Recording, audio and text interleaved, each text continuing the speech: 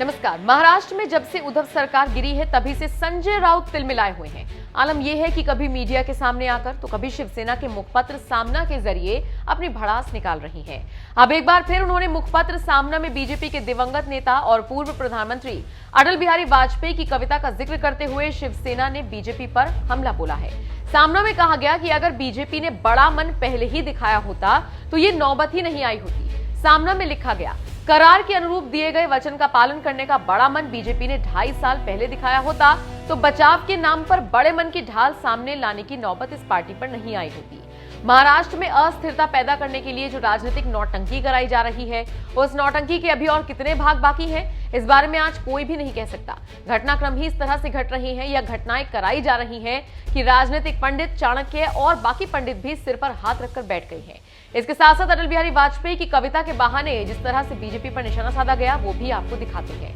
सामना में लिखा गया कि बीजेपी के स्वर्गीय नेता अटल बिहारी वाजपेयी ने भी अपनी एक कविता में कहा है, छोटे मन से कोई बड़ा नहीं होता, टूटे मन से कोई खड़ा नहीं होता। लेकिन इन पंक्तियों से पहले इसी कविता में वाजपेयी कहते हैं, हिमालय की चोटी पर पहुंच, एवरेस्ट विजय की पताका फहरा, कोई विजेता यदि ईर्ष्या से दग्ध अपने साथी से विश्वासघात करे तो उसका क्या अपराध, इसलिए क्षम्य हो जाएगा कि वो एवरेस्ट की ऊंचाई पर हुआ था? नहीं, अपराध अपराध ही रहेगा। हिमालय की सारी धवलता उस कालिमा को नहीं ढक सकती। इस कविता के जरिए शिवसेना ने सामना में यह भी कह दिया कि वाजपेयी युग की उनकी विचारधारा देश की राजनीति से कब की अस्त हो गई है। काले को सफेद और सफेद को काला बनाने वाला नया युग अब यहाँ पर अवतरित हुआ है।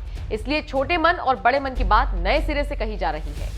लोकतंत्र का वस्त्र हरण करके महाराष्ट्र में कराए गए इस राजनीतिक ड्रामे के और कितने भाग सामने आएंगे, इसे देखना होगा। इतना ही नहीं, सामना में यह भी लिखा गया कि जो होना था हो गया, लेकिन सबसे झकझोरने वाला ऐसा क्लाइमेक्स हुआ। उप मुख्यमंत्री बनने वाले अचानक मुख्यमंत्री बन गए और हम काश मुख्यमंत्री बनेंगे ऐसा लगने वाले को उप मुख्यमंत्री पद स्वीकार करना पड़ा। बेमन से देवेंद्र फडणवीस ने इसे स्वीकार भी किया।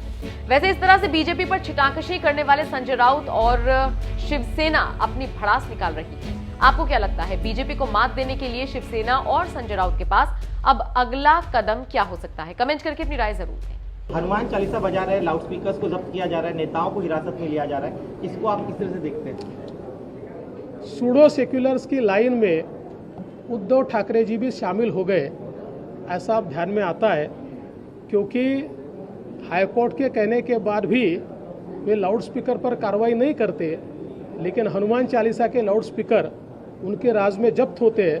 तो इसका सीधा मतलब ये है कि अब सूडो सेक्युलर्स की राजनीति में उद्धव ठाकरे जी भी शामिल हो गए। पेट्रोल डीजल की बढ़ती कीमतों को लेकर आज मुंबई में आंदोलन हो रहा है, कल नाना पटोले ने पूरे राज्य भर में आंदोलन के लिए कहा, इसको कैसे?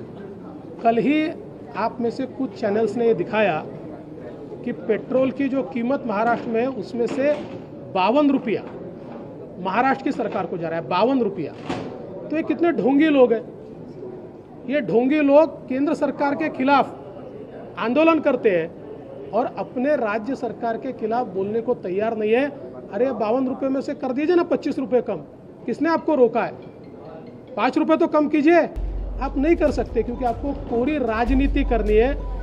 इसलिए मुझे ऐसा लगता है ये ढोंगियों का ढोंग जनता के सामने खुला हो गया है।